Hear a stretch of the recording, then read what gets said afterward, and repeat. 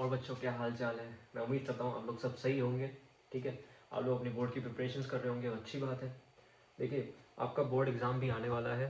ठीक है, मैं आपको उसके लिए बेस्ट ऑफ लक विश करता हूँ। आपके भी प्री बोर्ड चल रहे हैं, कोई दिक्कत वाली बात नहीं है। आप आराम से पढ़ाई करते रहिए।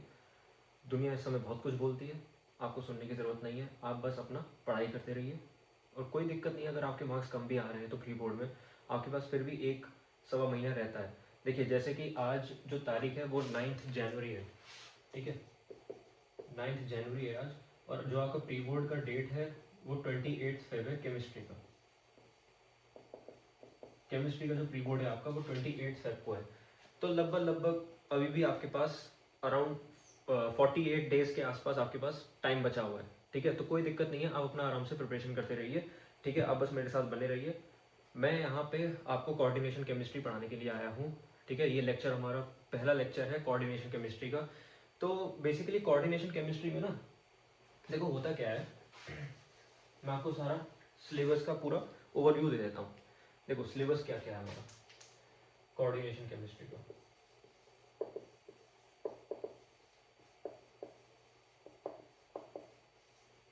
कोऑर्डिनेशन केमिस्ट्री का जो हमारा सिलेबस है वो देखिए क्या होने वाला है। देखो पहला तो बहुत सिंपल है, पहला तो हमारा डेफिनेशन ही होगा। ठीक है ना, डेफिनेशन होंगी, सिंपल सिंपल डेफिनेशन है। जैसे कि एडिशन कंपाउंड के बारे में हमें पढ़ना है। ठीक है, सबसे पहली शुरुआत ही हम एडिशन कंपाउंड से करेंगे। ठीक है, अब एडिशन कंपाउंड के अंदर भी हमारे जो आएंगे वो आएंगे डबल सॉल्ट्स और आएंगे कॉम्प्लेक्स सॉल्ट्स। ठीक है, और ये हमारा चैप्टर होगा भाई, ये वाला कॉम्प्लेक्स सॉल्ट्स हमारा चैप्टर है। और इसी के अंदर सारे आपके कोऑर्डिनेशन कॉम्प्लेक्सेस आ जाते हैं। ठीक है, सारे कोऑर्डिनेशन कॉम्प्लेक्सेस आपके इसी में आ जाते हैं, कॉम्प्लेक्स सॉल्ट्स के अंदर अंदर ही। बात क्लियर है। और दूसरा हमको क्या पढ़ना है, देखो डेफिनेशंस हो गई। ठीक है, अब कुछ जो मेन जो टर्मिनोलॉजी है ना इसकी, कोऑर्डिनेशन की जो टर्मिनोलॉजी है, हम वो सब पढ़ेंगे। देखो भाई, इसकी terminology, terms used in CC, मतलब कोऑर्डिनेशन केमिस्ट्री में जो हम टर्म्स यूज करने वाले हैं वो, जैसे कि लाइगेंड्स हो गया, ठीक है, डोनर एटम हो गया, ठीक है, मेटल आयन हो गया, ठीक है, कोऑर्डिनेशन नंबर हो गया, कोऑर्डिनेशन कंपाउंड हो गया। ठीक है, ये सब हम पढ़ने वाले हैं। ठीक है, हाँ, डेंटिसिटी हो गया, डेंटिसिटी भी हम पढ़ेंगे इसमें। ठीक है, अब डेंटिसिटी भी दो क्लासिफिकेशन पढ़ेंगे इसकी, एक चार्ज मतलब कि डेंटिसिटी कह रहा हूँ, लाइगेंड्स, जो लाइगेंड्स है, लाइगेंड्स में हम पढ़ेंगे कि डेंटिसिटी, एक होगा डेंटिसिटी और दूसरा होगा चार्ज। मतलब ये दो क्लासिफिकेशन हमें पढ़नी है कि लाइगेंड्स कैसे कैसे होंगे। लाइगेंड्स की दो क्लासिफिकेशन होंगी, एक क्लासिफिकेशन होगी, ठीक है ना, बेस्ड ऑन चार्ज, और दूसरी होगी बेस्ड ऑन डेंटिसिटी। ठीक है ना, अब चार्ज में वो कौन कौन से होंगे, 3 ही हो सकते हैं, न्यूट्रल, पॉजिटिव और नेगेटिव। वो सब मैं आपको बाद में पढ़ा दूंगा। ठीक है, अभी हम बेसिक पे फोकस करेंगे और इसमें सिलेबस में देखते हैं। अभी देखो टर्म्स हो गया, तीसरा देखो क्या होगा, तीसरा आपका होने वाला है बेसिकली आपका होने वाला है वर्नर्स थ्योरी। ठीक है ना, वर्नर्स थ्योरी होगा। वर्नर्स थ्योरी में वही प्राइमरी वैलेंसी सेकेंडरी वैलेंसी आ जाएगा। ठीक, और वर्नर्स थ्योरी के बाद आएगा आपका बीबीटी, सीएफटी। ठीक है, ये बहुत इंपॉर्टेंट टॉपिक है आपका, सीएफटी, वेरी वेरी इंपॉर्टेंट। ठीक है, आपको ये तीनों ही इंपॉर्टेंट है। ठीक है ना, वर्नर्स थ्योरी, सीएफटी, सीएफटी इसके अंदर ज्यादा इंपॉर्टेंट है। ठीक है, इसमें सीएफटी आपको मैं सच बता रहा हूँ, आपको कोई नहीं पढ़ाएगा इतनी बेहतरीन सीएफटी जितनी मैं पढ़ाऊंगा आपको, सच में। जो मैंने ऑफलाइन बैच जो लिया था ना अपना, मेरे ऑफलाइन वाले बच्चे जो बहुत ज्यादा खुश होकर गए थे मेरे से, भैया आपने क्या सीएफटी पढ़ाई है। मतलब सीएफटी जो आमतौर पर जो टीचर्स हैं वो 2-3 लेक्चर्स में कवर कर देते हैं। मैंने अपने ऑफलाइन बैच में 5 लेक्चर्स में पढ़ाया है, 5 लेक्चर्स में मैंने सीएफटी कवर करा है और सब कुछ पढ़ाया, उन्हें ऑक्टाहेड्रल, टेट्राहेड्रल सब पढ़ाया मैंने। ठीक है, और एक एक चीज लॉजिकली एक्सप्लेन करी है, उनको रटने की भी जरूरत नहीं पड़ी, वो अपने आप ही बना लेते हैं डायग्राम, अपने आप ही बनाते हैं समझ के। ठीक है ना, सीएफटी में बच्चे को लगता है पहली बात तो कि सीएफटी जो है वो केमिस्ट्री का पार्ट है, पहली बात तो वो केमिस्ट्री का पार्ट नहीं है।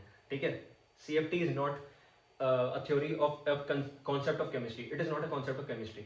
ठीक है, बाद में बताऊंगा किसका कॉन्सेप्ट है। ठीक है ना, अभी सस्पेंस बना रहे हैं। ठीक है ना, अच्छा भाई, बीबीटी हो गया, सीएफटी हो गया। चौथा देखो, चौथा में मैं आपको बोलूंगा इसमें आईयूपीएसी नोमेनक्लेचर। ठीक है ना, ये ऑर्गेनिक वाला नहीं है, इनऑर्गेनिक वाला है। ठीक है, ध्यान रख लेना, आईयूपीएसी इसमें इंपॉर्टेंट है। पांचवा मैं आपको पढ़ाऊंगा ईएन। अच्छा, ईएन कह लो या सिडविक थ्योरी कह लो, आपकी मर्जी है। ठीक है ना, कई टीचर्स को ऐसे ही पढ़ाते हैं, सिडविक थ्योरी या ईएन। ठीक है, छठा हो गया आपका आइसोमेरिज्म। ठीक है, और एक टॉपिक तो रह ही गया साहब, एक टॉपिक आपका रह गया है सिनर्जिक बॉन्डिंग, ये भी इंपॉर्टेंट है।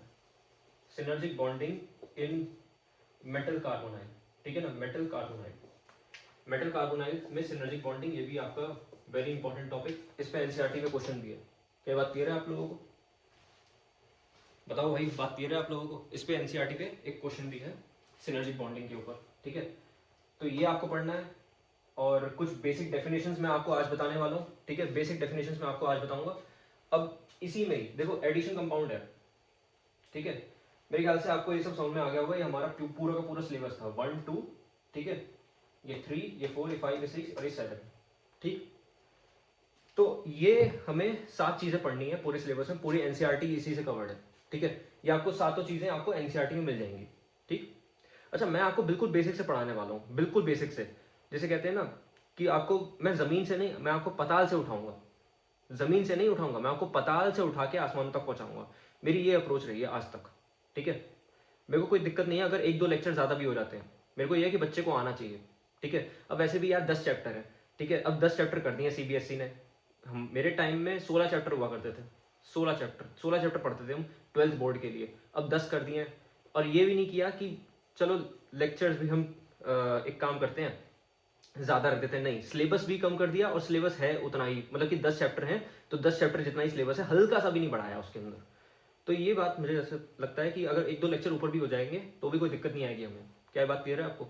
चलिए सब, अच्छा, लाइक शेयर करते रहिएगा, लाइक शेयर सब्सक्राइब करते रहिएगा, ठीक है। और अपने दोस्तों को पहुंचाते रहिए ये वीडियो, उनके बहुत काम में आने वाली है। और तो और मैं आपको सच बता रहा हूँ, आपका जेई एडवांस और नीट, जेई एडवांस और नीट मैं यहीं पढ़ाऊंगा, ठीक है ना। इसी में सब कुछ कवर हो जाएगा, क्लास 12 बोर्ड भी कवर होगा, जेई एडवांस भी कवर होगा, जेई भी कवर होगा, नीट भी कवर होगा। और जो लोग सीएसआई या नेट की तैयारी कर रहे हैं उनको भी मैं पढ़ा दूंगा इसमें, ठीक है। तो बेसिकली जो मैं पहला जो मैं स्टार्ट करने वाला हूँ ना, आज मैं आपको क्या क्या बताऊंगा, देखें आप। देखिए साहब, मैं आपको आज बताने वाला हूँ ये बेसिक डेफिनेशन, ठीक है ना, कि एडिशन कंपाउंड्स क्या होते हैं। पहले मैं आपको क्या बताऊंगा, एडिशन कंपाउंड्स के बारे में। आज मैं आपको बताऊंगा एडिशन कंपाउंड्स के बारे में। देखें साहब, एडिशन कंपाउंड्स, ठीक है। और एडिशन कंपाउंड्स में 2 हमारी क्लासिफिकेशन होती हैं, डबल सॉल्ट और एक होगा आपका कॉम्प्लेक्स सॉल्ट, ठीक है ना। मेरी राइटिंग की परवाह मत करो आप, मेरी राइटिंग बहुत ही ज़्यादा खराब है, बहुत ही ज़्यादा खराब है, बचपन में नहीं थी, ठीक है। कोई दिक्कत नहीं है, कोई दिक्कत नहीं है, आपको समझ में आ जाएगी। अच्छा, एडिशन कंपाउंड्स के 2 क्लासिफिकेशन, डबल सॉल्ट और कॉम्प्लेक्स सॉल्ट, हमें बेसिकली ये पढ़ना होगा। और उसके बाद मैं आपको पढ़ाऊंगा इसी से रिलेटेड कि इसकी हमें जरूरत क्या पड़ी, what is the need to study coordination chemistry. हमें नीड क्या पड़ी कोऑर्डिनेशन केमिस्ट्री पढ़ने की, ठीक है ना। मैं आपको ये बताने वाला हूँ आज, ठीक है। तो चलिए साहब, शुरू करते हैं आज का लेक्चर। देखिए, देखो पहले तो मैं आपको पढ़ा रहा हूँ एडिशन कंपाउंड्स। तो बेसिकली एडिशन कंपाउंड्स होंगे क्या, ठीक है ना। एडिशन कंपाउंड्स कौन कौन से होंगे? आप एक बहुत ही सिंपल सी डेफिनेशन पढ़ते हो। क्या डेफिनेशन पढ़ते हो आप? When solutions containing two or more salts in simple molecular proportions, ठीक है ना, 2 or more salts in simple molecular proportions, ठीक है ना, व्हेन इवेपोरेटेड। अब उसके क्या होंगे, फिर उसके बाद क्रिस्टल्स फॉर्म होंगे, ठीक है। क्या फॉर्म होंगे बेटा? Crystals of new compounds are form. क्या पढ़ते हो आप एडिशन कंपाउंड्स में? व्हेन 2 और मोर सॉल्ट्स, ठीक है ना, 2 or more salts in simple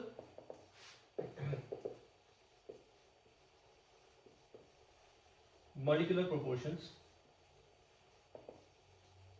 are evaporated, ये मैं एडिशन कंपाउंड्स बता रहा हूँ, evaporated, ठीक है ना, न्यू क्रिस्टल्स आर फॉर्म्ड, ठीक है ना, न्यू क्रिस्टल्स आर फॉर्म्ड। देखो भाई, न्यू क्रिस्टल्स आर फॉर्म्ड, या फिर आप कह सकते हो कि crystals of new compound are formed, ठीक है ना, या फिर आप कह सकते हो crystals of new compound are formed, या फिर आर सेपरेटेड। फॉर एग्जाम्पल मैं आपको बताने वाला हूं, एग्जाम्पल देखिए इसका। अब इसके अंदर 3 एग्जाम्पल है, स्टैंडर्ड एग्जाम्पल है, एनसीईआरटी में भी आपको मिल जाएंगे। क्या क्या है मैं आपको बता रहा हूं, ठीक है। देखो भाई, एक है आपका मोर सॉल्ट, ठीक है।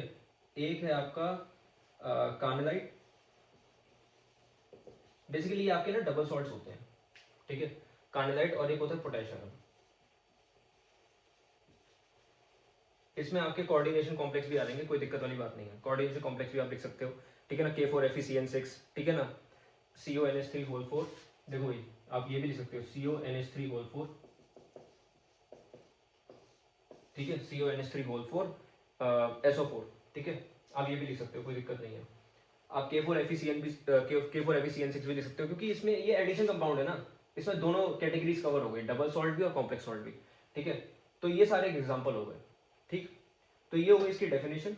अब मैं इसमें बता रहा हूँ कि होता कैसे है, ये होता कैसे है। जैसे कि आप देखें,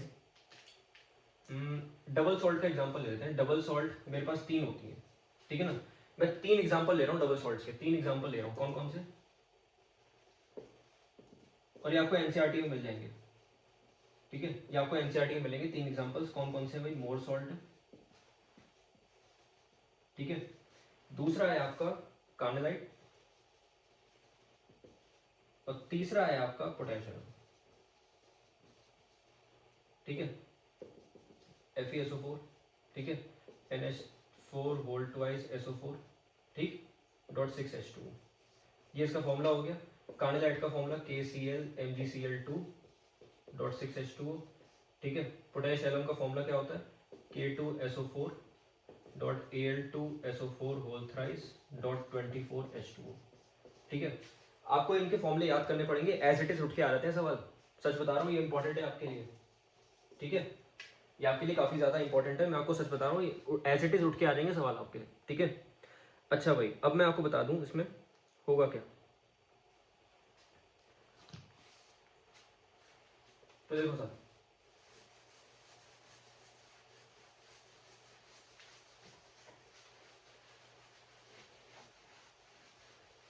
पहले तो आप हेडिंग डालें, एक हेडिंग डाल लें आप लोग,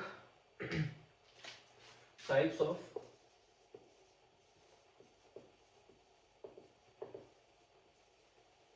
एडिशन कंपाउंड्स।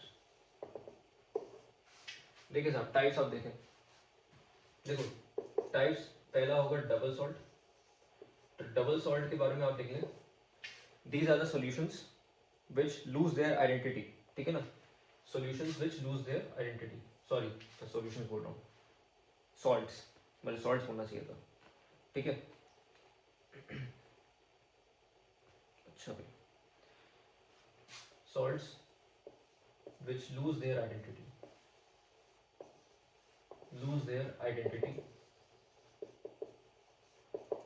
in solutions, मतलब कि आइडेंटिटी को खो दिया, ठीक है। जैसे मान लो, अब आइडेंटिटी को खो दिया, अब मैं इसमें एक एग्जांपल देता हूँ आपको, एग्जांपल पोटेशियम को दे दिया मैंने आपको एग्जांपल, पोटेशियम है आपका K2SO4, ठीक है, Al2SO4 होल थ्राइस .24H2, ये आपका हो गया पोटेशियम, ठीक है। अब देखिए साहब, हुआ क्या है, ये पोटेशियम आपका बना है इन 3 से, K2SO4 plus Al2SO4 whole thrice, ठीक है, प्लस 24H2, आपका इन तीनों से क्या बना है, आपका पोटेशियम बना हुआ है, ठीक है। अब मैंने ऐसा क्यों बोला कि ये अपनी आइडेंटिटी लूज कर देंगे, वो इसलिए क्योंकि देखो, ये एक तो कंप्लीटली एसोसिएट कर जाएंगे, सॉरी डिसोसिएट कर जाएंगे, कंप्लीटली डिसोसिएट कर जाएंगे सॉल्यूशन में। पहला देखो ये कंप्लीटली डिसोसिएट, पहला पॉइंट इसमें, completely dissociate into their solution, completely dissociate कर जाएंगे इनटू देयर सॉल्यूशंस। क्या बात क्लियर है आपको। दूसरा मैंने बोला है कि यहाँ पे ये अपनी आइडेंटिटी लूज कर देंगे, ठीक है, आइडेंटिटी लूज कर देंगे, तो आइडेंटिटी लूज कर दी, lose identity in the solution, ठीक है। और तीसरा, ईच आयन, हर एक आयन अपना पॉजिटिव टेस्ट देगा, विल गिव पॉजिटिव टेस्ट, ठीक है ना, each ion will give positive test, ठीक। तो ईच आयन अपना पॉजिटिव टेस्ट देगा। तो इसका मतलब क्या है कि हर एक आयन अपनी आइडेंटिटी तो रिटेन करके रखेगा, ठीक है ना। तो therefore every ion will retain its identity,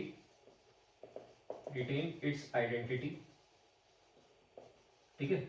every ion will retain its identity. अब इसका मतलब समझो, जैसे मान लो मैंने कंपनी खड़ी कर दी, ठीक है, कंपनी मैंने खड़ी कर ली। अब वो कंपनी जो है 4 लोग चला रहे हैं, ठीक है, कंपनी 4 लोग चला रहे हैं।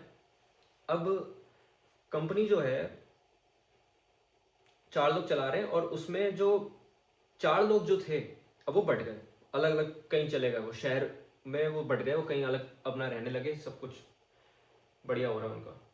लेकिन कंपनी का क्या हुआ, कंपनी तो गई ना भाई। 4 लोग अलग अलग फैल गए अब, लेकिन कंपनी तो गई अब, क्योंकि 4 लोग अलग अलग सेटल हो गए अब।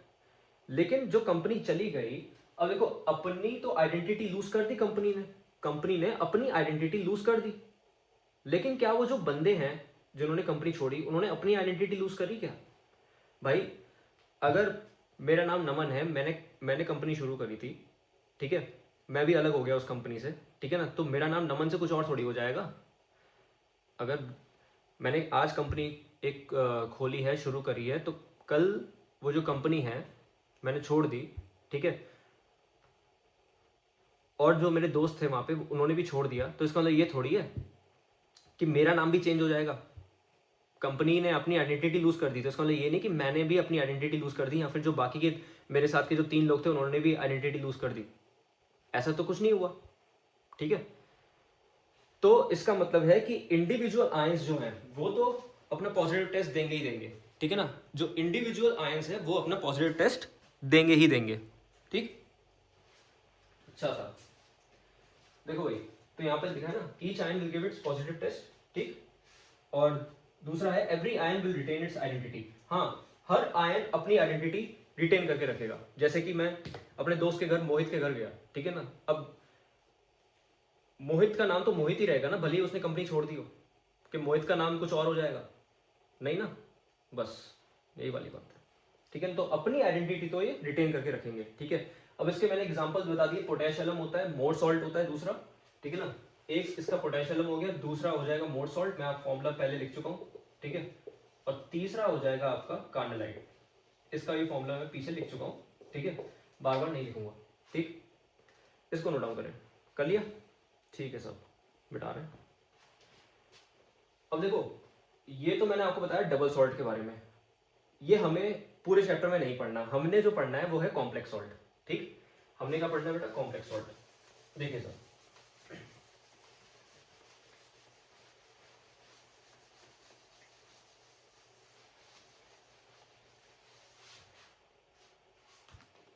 दूसरा देखो क्या है, दूसरा हमको पढ़ना है कॉम्प्लेक्स,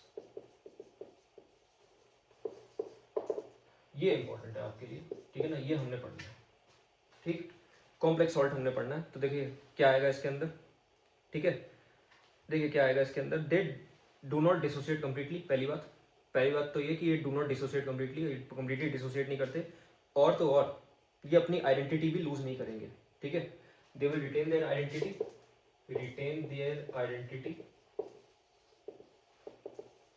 अब सीधी सी बात है, अपनी आइडेंटिटी रिटेन कर रहे हैं, ठीक है। और दूसरा क्या है, they do not dissociate completely,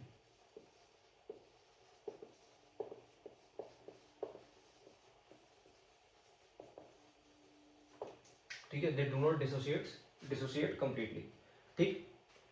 और जो इंडिविजुअल आयंस हैं वो भी अपनी आइडेंटिटी लूज कर देंगे। देखो भाई, जो इंडिविजुअल आयंस हैं,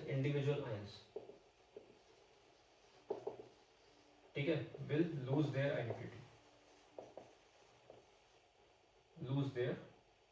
identity, individual ions will lose their identity, ठीक। अच्छा भाई, चलो मैं इसका एग्जांपल दे दूं। अब देखो भाई, जैसे कि एग्जांपल है K4FeCl6, ये आपका एग्जांपल है, ठीक है। ये आपकी कॉम्प्लेक्स सॉल्ट है, और इसी को हम कहते हैं कोऑर्डिनेशन कॉम्प्लेक्स। क्या कहते हैं इसको बेटा, कोऑर्डिनेशन कॉम्प्लेक्स, ठीक है। देखो भाई, ये अपनी आइडेंटिटी रिटेन करेगा, it does not dissociate completely, ठीक है। इंडिविजुअल आयंस जो अगर मैंने इसको करवाया, अगर मैंने इसको डिसोशिएट करवाया तो देखो भाई क्या बनेगा। एक बनेगा आपका, मैं ऐसे लिख देता हूँ यहाँ पे, अच्छा नहीं लग रहा है ऐसे, FeCN6। अगर मैंने इसको डिसोशिएट करवाया तो देखो क्या बनेगा, ये बनेगा आपका 4K positive plus 4K positive बन गया, और क्या बनेगा बेटा, एक बनेगा Fe2 पॉजिटिव और 6Cn, ठीक है ना। एक बनेगा आपका Fe2 positive plus 6Cn negative, ठीक है। ये बन जाए आपका, ये बन चुका है, ठीक है। और ये पूरी तरह डिसोसिएट नहीं हुआ है, this is feebly dissociated, this is feebly dissociated, हल्का फुल्का डिसोसिएशन हुआ है यहाँ पे। कैसा हुआ बेटा, हल्का फुल्का डिसोसिएशन हुआ है, ठीक। यहाँ पे हल्का फुल्का डिसोसिएशन हुआ है। अब आप देख सकते हैं यहाँ पे, देखो कार्बन और नाइट्रोजन तो अलग अलग हुए नहीं, बताओ भाई, कार्बन और नाइट्रोजन तो अलग अलग हुए ही नहीं, ठीक है। हालांकि ऐसा होता भी नहीं है, मैं आपको बताऊं, ये तो जबरदस्ती डिसोसिएशन करवाया है तब जाके हो रहा है, अदरवाइज जो रिएक्शन होती है ना वो कुछ ऐसी होती है, देखो जरा।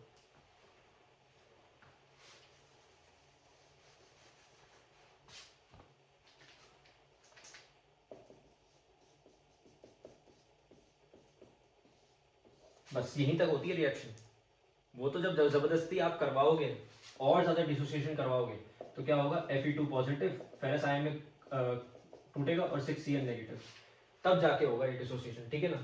वरना अगर आप देखो जो नॉर्मल रिएक्शन हो रही है यहाँ तक, ये जो नॉर्मल रिएक्शन हो रही है, क्या इसमें आयंस टूट रहे हैं, देखो फेरस आयन तो सेपरेट नहीं हुआ इससे, कोऑर्डिनेशन कॉम्प्लेक्स से, ठीक है ना, और ना ही साइनाइड आयन हुआ है, ठीक। तो फेरस और साइनाइड तो आपस में नहीं हुए ना सेपरेट आउट, तो इसका मतलब ये है, जो ये लाइन लिखी ना मैंने, individual ions will lose their identity, ये सही बात है, क्योंकि इंडिविजुअल आयंस तो अब है ही नहीं, अब तो साथ में मिल गए ना, बस यही वाली बात आ गई इसमें। क्या बात क्लियर है, ठीक है। अब इसमें हमें ज्यादा नहीं पढ़ना, ठीक है। हाँ, इसकी जरूरत क्या पड़ी अब मुझे ये बताओ, ये जो हम लिखते हैं ना K4FeCN6, मुझे बताओ इसकी जरूरत क्या पड़ी, बेटा चलो बेटा आता हूँ। हम जो पढ़ रहे हैं कोऑर्डिनेशन कॉम्प्लेक्स, इस कोऑर्डिनेशन की जरूरत पड़ी क्या हमें,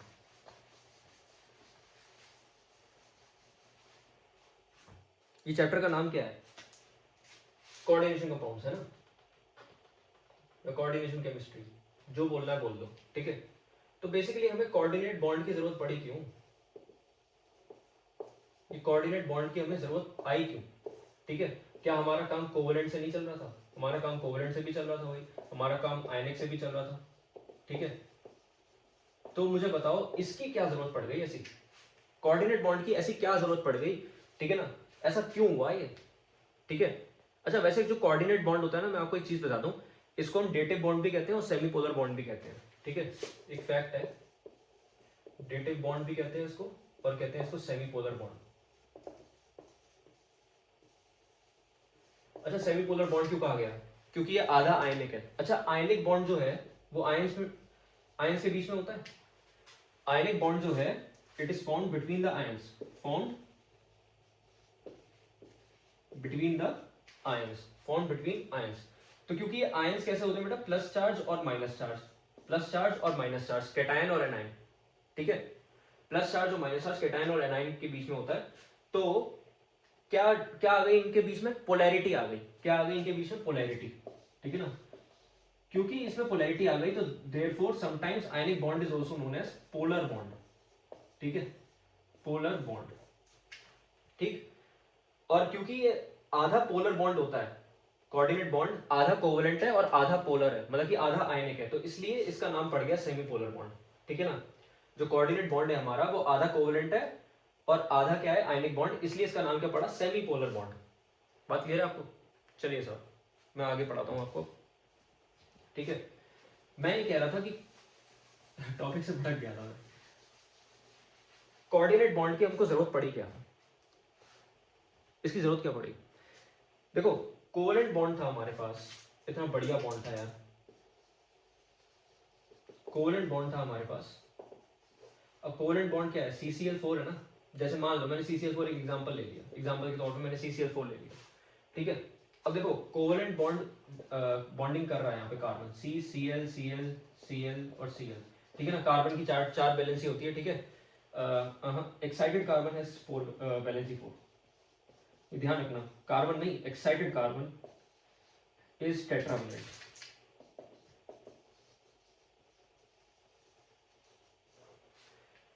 आपने कई बार लोगों को बोलते हुए सुना होगा कि भाई कार्बन इज टेट्रावेलेंट। नहीं बेटा, एक्साइटेड कार्बन इज टेट्रावेलेंट। ठीक है, जब केमिकल बॉन्डिंग के लेक्चर डालूंगा तब बताऊंगा क्यों एक्साइटेड कार्बन क्यों बोलते हैं। ठीक, देखो भाई CCl4 है, अब ये अलग अलग हो गए। ठीक है, अब इसमें काम चल रहा है हमारा, कोई दिक्कत वाली बात नहीं है। जैसे कि देखो भाई क्या है, कार्बन नॉन मेटल है। अब नॉन मेटल को क्या चाहिए, नॉन मेटल को चाहिए कि भाई कोई ना कोई शेयरिंग कर दे यार। नॉन मेटल क्या है, गरीब आदमी है यार भाई, नॉन मेटल गरीब आदमी है। ठीक है, नॉन मेटल क्या है बेटा, पुअर। नॉन मेटल एक गरीब आदमी है। गरीब आदमी को क्या चाहिए जीवन में, क्या चाहिए, सुख, चैन, शांति। ठीक है, पैसा, पैसा चाहिए ना। गरीब आदमी को क्या चाहिए भाई, सबसे ज्यादा पैसा ही तो चाहिए, जिससे कि वो अपने घर चला पाए। अब इसको घर चलाने के लिए क्या चाहिए, पैसा चाहिए। अब पैसा तो इन पे तो आ नहीं सकता भाई, तो क्या है ऐसा जो इनको चाहिए, इनको चाहिए ऑक्टेट। क्या चाहिए इनको, समाज में थोड़ी बहुत इज्जत रख लो और ऑक्टेट बना लो भाई। ठीक है भाई, समाज में थोड़ी बहुत इज्जत रखनी है, थोड़ा बहुत पैसा अगर बनाना है तो भाई इनको चाहिए कि ऑक्टेट बन जाए। हम कैसे ना कैसे हम शेयरिंग कर लें। कैसी शेयरिंग, म्यूचुअल शेयरिंग। क्या बात क्लियर है, कैसी शेयरिंग बेटा, म्यूचुअल शेयरिंग। ठीक, चलिए साहब।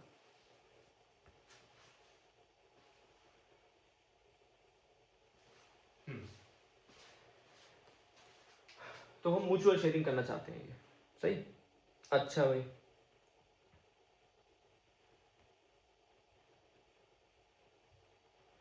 ऑक्टेट बनाना चाहते हैं। ऑक्टेट का मतलब हो गया 8 इलेक्ट्रॉन। ऑक्टेट का क्या मतलब हो गया, 8 इलेक्ट्रॉन। ठीक है, तो देखो भाई इनसे काम चल रहा था, कोई दिक्कत वाली बात नहीं थी। ठीक है, लेकिन पता है दिक्कत कहाँ आती है, दिक्कत तब आती है जब डी ब्लॉक एलिमेंट्स हमारे पास आ जाते हैं। डी ब्लॉक एलिमेंट्स, देखो भाई जैसे कि मैंने यहाँ पे एग्जांपल ले लिया, एक NiCl4 नेगेटिव, NiCl4 2 नेगेटिव। ठीक है, NiCl4 2 नेगेटिव। अब इसमें क्या है, इसमें कोऑर्डिनेट बॉन्ड है। ठीक है, इसमें कोऑर्डिनेट बॉन्ड बन रहा है।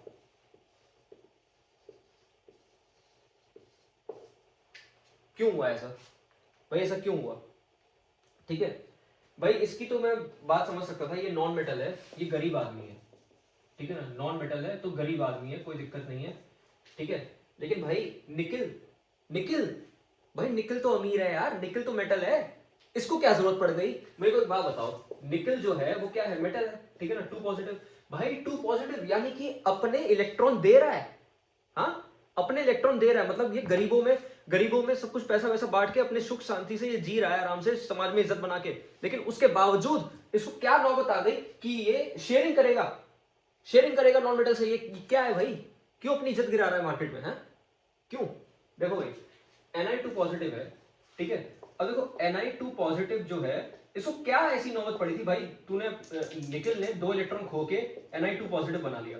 ठीक है, यही तो हुआ, Ni2 पॉजिटिव बना दिया।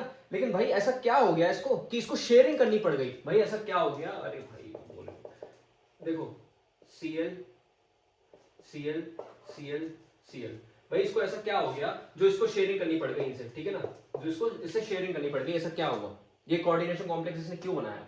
ठीक है, तो देखते हैं भाई, जानते हैं भाई इनके बारे में, जानते हैं इनके बारे में, जानते हैं इनके बारे में भाई। चलो,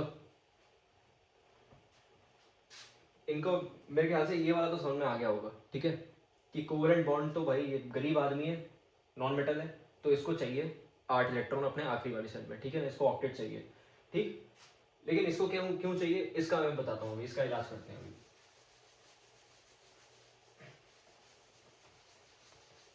सच में बहुत मजा आने वाला है। मैं आपको कोऑर्डिनेशन केमिस्ट्री के एक एक, मैं आपको जैसे कहते हैं ना बिल्डिंग बनाना, बिल्डिंग कैसे बनती है, पहले नीचे से पहले नींव बिछाई जाती है, उसके बाद पूरी ऊपर बिल्डिंग खड़ी करी जाती है ना, बिल्कुल वैसे ही मैं आपको पढ़ाने वाला हूँ।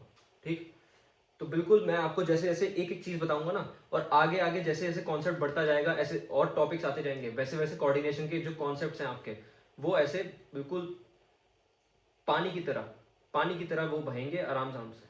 ठीक है, आराम आराम से चलेंगे हम। ठीक है, बहुत बढ़िया तरीके से बताऊंगा मैं आपको, ठीक। लाइक शेयर सब्सक्राइब करते रहिएगा। चलिए साहब, Ni-2 इलेक्ट्रॉन या Ni2 पॉजिटिव बना लिया इसने, लेकिन इसको ऐसी क्या नौबत आ गई जो इसको कोऑर्डिनेशन बॉन्ड इसको बनाना पड़ा। मैं आपको बता रहा हूँ इसमें क्या है। देखो भाई, पहली बात तो ये निकल 2 पॉजिटिव बना। सबसे बड़ी जो कहानी है वो यही है कि ये निकल 2 पॉजिटिव है, ठीक है। Ni2 पॉजिटिव है, क्यों मैं बता रहा हूँ, क्योंकि देखो ये है तो आयन, अभी मेटल नहीं है, ये क्या है, ये आयन है। और आयन में भी कौन सा आयन है बेटा, आयन में भी कौन सा आयन है, अरे बताओ बेटा बताओ। This is transition metal ion, बेचैन आत्मा कहता हूं मैं इसको, ठीक है ना। बेचैन आत्मा, कैसी आत्मा बेटा, बेचैन आत्मा, ठीक है। बेचैन आत्मा है ये। क्यों बेचैन है भाई, क्योंकि ये ट्रांजिशन मेटल है ना भाई। ट्रांजिशन मेटल कहाँ आते हैं, डी ब्लॉक में, ठीक है। डी ब्लॉक कहाँ आते हैं, बिटवीन एस एंड पी। तो ये कभी इधर कभी उधर चलते रहेंगे, ठीक है ना। इधर उधर इधर उधर, बस इनका ये नाच चलता रहेगा पूरी टाइम पे, ठीक है। तो इसलिए क्या है, इसलिए बहुत मुंह में पानी आता है इनको कि चलो बॉन्ड बनाते हैं, ठीक है। चलो एक दूसरे के साथ गुलू गुलू करते हैं, बॉन्ड बनाते हैं। चलो भाई क्या करते हैं, देखो भाई ट्रांजिशन मेटल आयन है, तो ट्रांजिशन मेटल आयन क्या करेगा, गुलू गुलू करेगा, शेयरिंग करेगा आराम से, ठीक है। तो देखो भाई क्या होगा इसके अंदर, तो हर क्यों, मैं मेरे को एक बात बताओ, मैं भूल गया क्या कहना था। ट्रांजिशन मेटल आयन तो है, सबसे पहली बात ये आयन है बेसिकली, अच्छा। और इस पे चार्ज है 2 पॉजिटिव। क्या चार्ज है बेटा, 2 पॉजिटिव चार्ज है। और दुनिया की कोई भी स्पीशीज, ठीक है ना, दुनिया की कोई भी स्पीशीज जो है वो चाहती है कि वो न्यूट्रल हो जाए, ठीक है ना। दुनिया की कोई भी स्पीशीज हो, एटम हो, ठीक है, कोई भी बॉडी भी हो, हाँ हर एक बॉडी भी वो क्या चाहती है कि वो अपना चार्ज को जीरो कर ले, न्यूट्रल कर ले, ठीक है।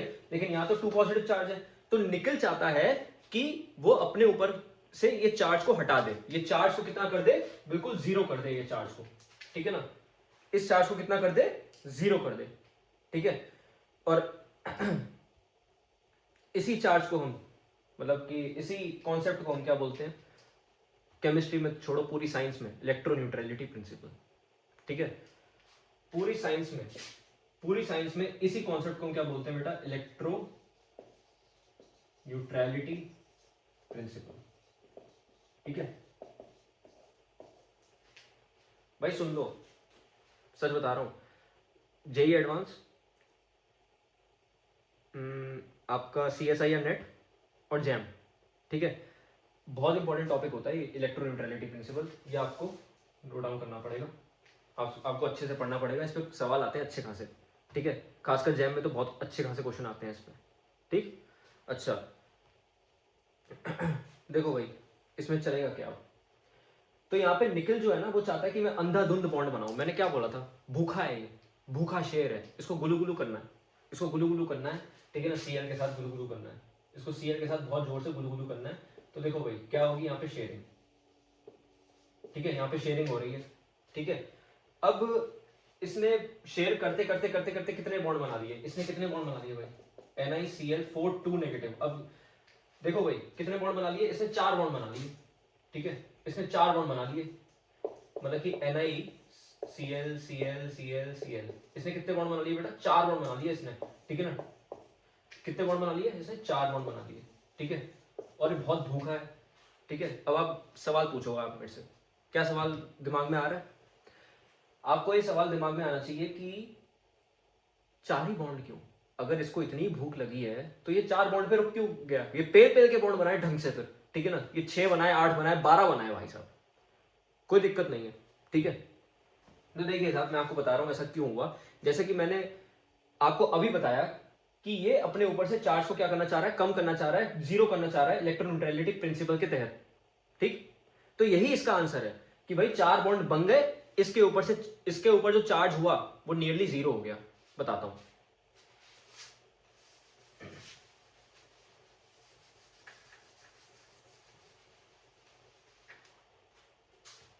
चलिए साहब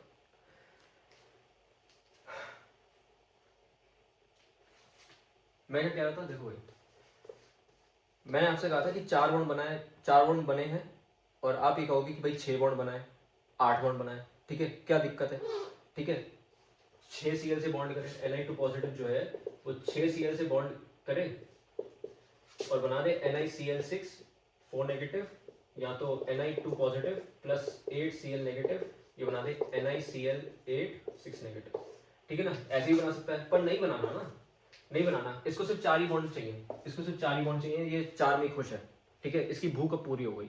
अब ये क्या हो गया, ये स्टेबल हो गया, ये न्यूट्रल हो गया, ठीक है। कि मैंने क्यों बताया कि हर एक बॉडी को 0 चार्ज चाहिए, क्यों, क्योंकि ये जो चार्ज स्पीशीज होती है ना, चार्ज स्पीशीज जो होती है बेटा, वो होती है अनस्टेबल, ठीक है, और जब न्यूट्रल हो जाएगा तो क्या होगा, ये स्टेबल, ठीक है, क्या होगा, ये स्टेबल। तो इसलिए स्टेबिलिटी अटेन करने के लिए ये सिर्फ चार ही बॉन्ड बनाएगा, ठीक, ये बात दिमाग में बिठा लो अच्छे से, ठीक है ना। अच्छा भाई, तो जब इसने ये 4 बॉन्ड बनाए तो इसके ऊपर से चार्ज क्या हो गया, ऑलमोस्ट 0 हो गया, क्या बताया मैंने, इसके ऊपर जो चार्ज हुआ वो कितना हो गया बेटा, ऑलमोस्ट 0 हो गया, ठीक, यही है आपका इलेक्ट्रोन्यूट्रलिटी प्रिंसिपल, ठीक। तो यहाँ पे जो निकेल है वो कैसा हो गया फिर, इलेक्ट्रिकली न्यूट्रल। क्या बात आपको समझ में आ रही है मेरी?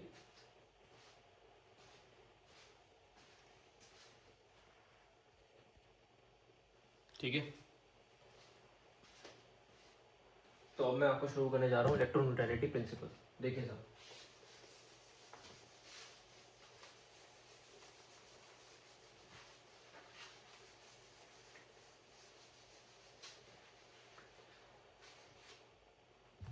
देखो भाई, तो सीधी सी बात है, जो हमारा सेंट्रल एटम है, जो मेटल आयन है हमारा, तो मेटल आयन पे कितना चार्ज होना चाहिए, अप्रॉक्स 0 होना चाहिए, ठीक है।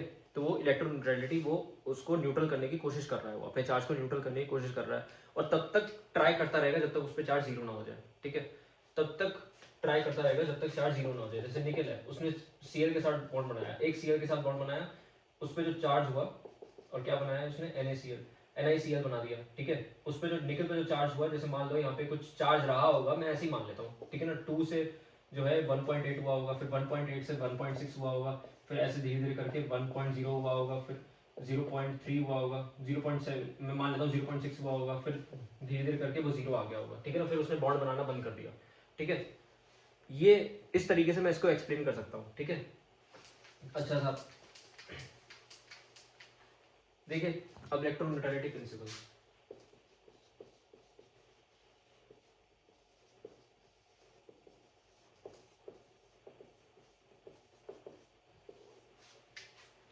तो देखिए इलेक्ट्रोन्यूट्रलिटी प्रिंसिपल में क्या है, पहली तो मैं बात करूंगा इसमें जो हमारा सेंट्रल मेटल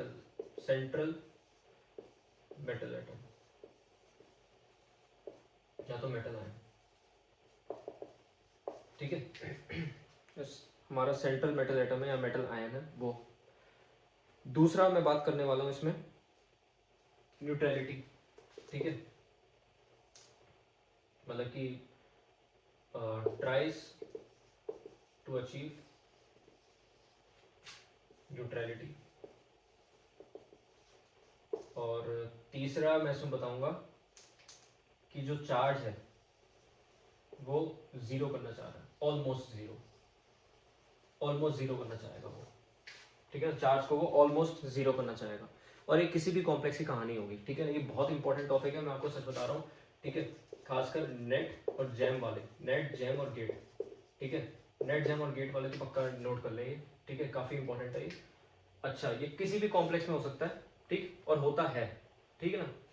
अच्छा भाई, इसमें ना कोई अच्छे अच्छे क्वेश्चंस मैं आपको दूंगा, ठीक है, इसमें हाउस क्रॉफ्ट का एक क्वेश्चन करवाऊंगा मैं, ठीक है, हाउस क्रॉफ्ट का एक बढ़िया सा क्वेश्चन है, वो करवाऊंगा लास्ट में।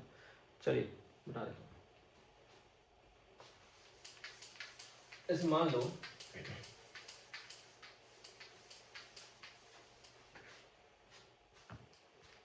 मैंने एक एग्जांपल ले लिया, कोबाल्ट का एग्जांपल ले लिया मैंने, मान लो जैसे CONH3 मैंने लिया। तो देखो CONH3 में ले रहा हूँ। अब इसमें ना दो चीजें आ जाती हैं, एक होता है ऑक्सीडेशन स्टेट और एक होता है रियल चार्ज, ठीक है। जिसने थोड़ा बहुत भी 11th में पढ़ा होगा वो जानता है, वो ये जानता है कि ये एक हाइपोथेटिकल कॉन्सेप्ट है ऑक्सीडेशन स्टेट। क्या है? Hypothetical concept.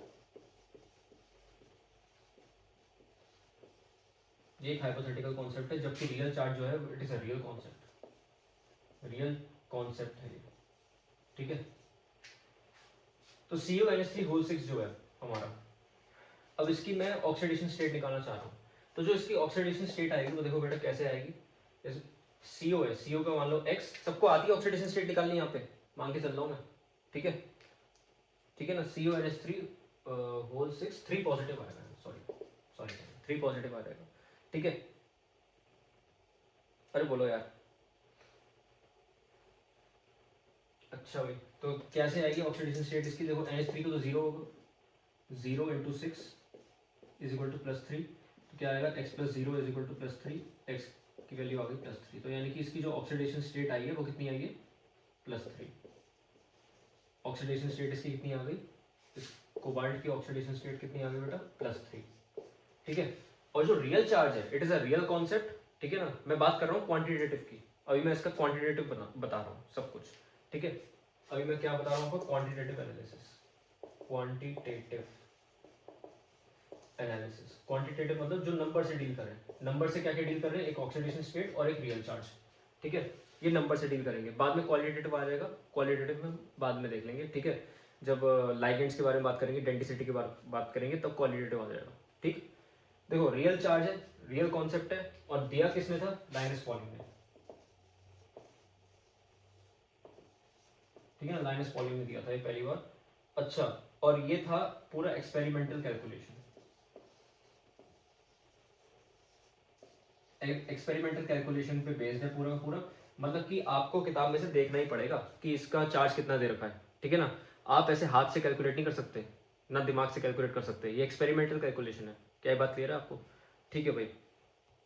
जैसे कि मैं मान लो मैंने यहाँ पे एक चीज लिख दी, देखो ये 3 पॉजिटिव लिखा है ना इधर, तो मैं जरा इसको बना के देख लेता हूँ एक बार। CO NH3 NH3 NH3 NH3 NH3 NH3, ठीक है। और +3 चार्ज है, टोटल पूरा कितना चार्ज है बेटा? +3 चार्ज है, ठीक है।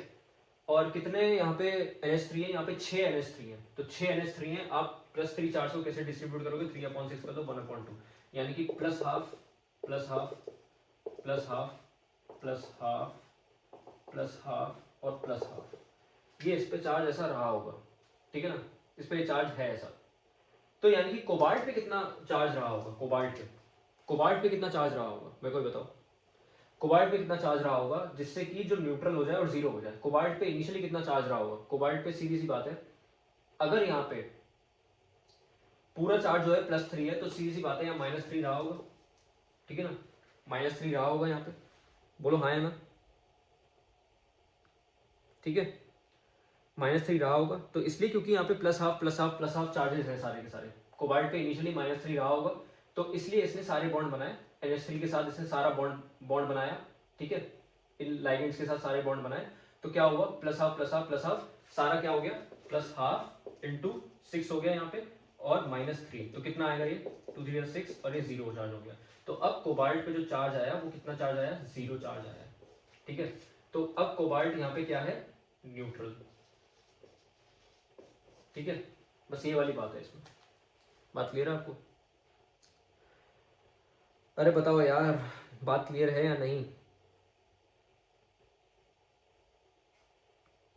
तो इससे एक बात क्या पता चलती है हमें कि जिस पे भी चार्ज होगा वो कैसा होगा? अनस्टेबल होगा, ठीक है। जिस पे भी चार्ज होगा वो अनस्टेबल होगा, और इलेक्ट्रोनेगेटिविटी चाहिए, क्यों? स्टेबिलिटी पाने के लिए, ठीक। अब स्टेबिलिटी चाहिए तो सीधी सी बात है, यहाँ पे आप एक चीज लिख सकते हो कि जितना ज्यादा चार्ज, मोर charge less stability, more charge less stability, ठीक है ना। और लेस चार्ज मोर स्टेबिलिटी, ठीक है। लेस चार्ज मोर स्टेबिलिटी, ठीक है ना। तो ये बात आपको ध्यान में रखनी है, ठीक है, ये बात आप ध्यान में रखें। चलिए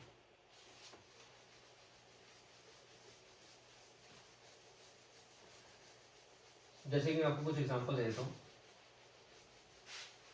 बहुत सिंपल सा एग्जांपल दे रहा हूँ आपको, ठीक है। मैंने मान लिया मेटल है, लाइगेंड है, ठीक है ना, मेटल है, लाइगेंड है, मेटल है, लाइगेंड है, ठीक है ना। कितने भी हो सकते हैं, एक्स वाई जेड, कितने भी हो सकते हैं ये एक्स वाई जेड।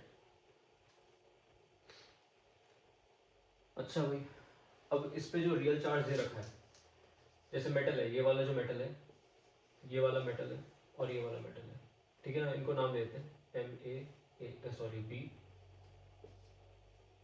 और ये सी। तो इस पे जो रियल चार्ज होगा, रियल चार्ज मैंने मान लिया कुछ दे रखा होगा, ठीक है, 0.8, ठीक है, प्लस का 0.8, माइनस का 1.9 और इस पे 0, इस पे कितना है, 0 चार्ज। तो बताओ सबसे ज़्यादा स्टेबल कौन होगा? सबसे ज़्यादा स्टेबल सीधी सी बात है ये वाला होगा, दिस इज मोस्ट स्टेबल, ठीक है ना। और जिस पे जितना ज़्यादा चार्ज होगा, जैसे कि ये वाला है, इस पे बहुत ज़्यादा चार्ज है, ठीक है ना, दिस इज लीस्ट स्टेबल, और दिस इज लेस स्टेबल, ठीक है ना। अगर मैं आपसे पूछूं कि ऑर्डर ऑफ स्टेबिलिटी बताओ, ये है आपका ए, ये है बी और ये है सी, ऑर्डर ऑफ स्टेबिलिटी आप बताओ, तो आप क्या लिखेंगे? ऑर्डर ऑफ स्टेबिलिटी अगर आप बताएंगे इंक्रीजिंग ऑर्डर अगर आप बताएंगे तो सबसे पहले आएगा बी, ठीक है ना, उससे बड़ा है ए वाला, फिर सबसे बड़ा है सी वाला, ठीक है। तो ये ऑर्डर ऑफ स्टेबिलिटी हो जाएगा, सबसे ज्यादा कौन स्टेबल है? सी वाला स्टेबल है। क्या बात क्लियर है आपको? चलिए भाई, मैं आपको इसमें और क्वेश्चंस करवाता हूँ, ठीक है। एक इंपॉर्टेंट कैटेगरी मैं आपको बता रहा हूँ इसके अंदर,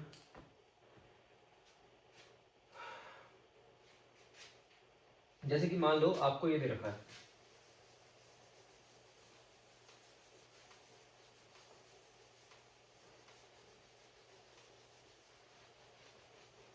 आपको दे रखा है ऑस्मियम, ऑस्मियम टेट्राऑक्साइड आपको दे रखा है और ये इंपॉर्टेंट है, ठीक है ना।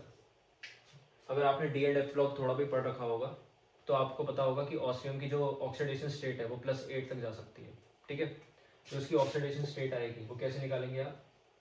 ऑस्मियम की जो ऑक्सीडेशन स्टेट है, इसको पहले आप x मान लें, x, ठीक है, -4 × 2, तो क्या हो जाएगा ये? x + 4 × -2 कितना हो जाएगा? Equal to 0। तो x - 8 is equal to 0, x की वैल्यू कितनी होगी? +8। तो इसकी ऑक्सीडेशन स्टेट कितनी आई है? OS की ऑक्सीडेशन स्टेट कितनी आई है? ऑक्सीडेशन स्टेट या ऑक्सीडेशन नंबर ऑफ ऑस्मियम कितनी आई? +8 आ गई, ठीक है। कितनी आई? +8 आ गई। अच्छा, लेकिन अगर मैं रियल चार्ज के बारे में बात करूं तो रियल चार्ज हमें नहीं पता लग सकता, मैंने आपको अभी बताया। क्यों? क्योंकि ये एक्सपेरिमेंटल डेटा होता है, ठीक है, एक्सपेरिमेंटल डेटा होता है। इसका ऑस्मियम का जो रियल चार्ज आता है वो लगभग आता है 1.37 के आसपास, ठीक है, लगभग 1.37 के आसपास आता है, चेक करके देख लेना, ठीक। इसमें मैं ज़्यादा नहीं पढ़ने वाला हूँ, एक सवाल मैं आपको दे रहा हूँ वो करेंगे आप।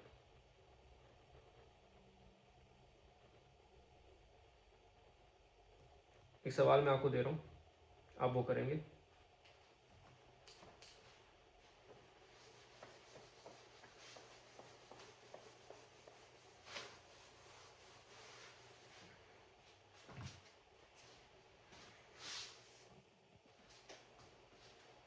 देखिए भाई, ये वाला क्वेश्चन, ठीक है, ये वाला क्वेश्चन है, बताइए कैसे सॉल्व करेंगे इसको। मैंने आपको क्या बताया था कि जितना ज़्यादा चार्ज उतनी कम stability, more charge less stability, more charge less stability. तो बताइए साहब क्या होगा इसके अंदर? सबसे ज़्यादा चार्ज किस पे है? मेरे ख्याल से इस वाले पे, ठीक है ना। आप देखिए -1.12, -0.08, -0.12 और -1.08, एक इस पे चार्ज है, इस पे चार्ज है सबसे ज़्यादा, इस पे सबसे ज़्यादा चार्ज है, BH2O6 2 पॉजिटिव, ठीक है। तो इसका मतलब option C is the right answer, option C is the right answer. क्या बात आपको क्लियर होगी? इलेक्ट्रोन्यूट्रलिटी प्रिंसिपल आपको क्लियर है कि क्यों हमें ज़रूरत पड़ गई कोऑर्डिनेशन की?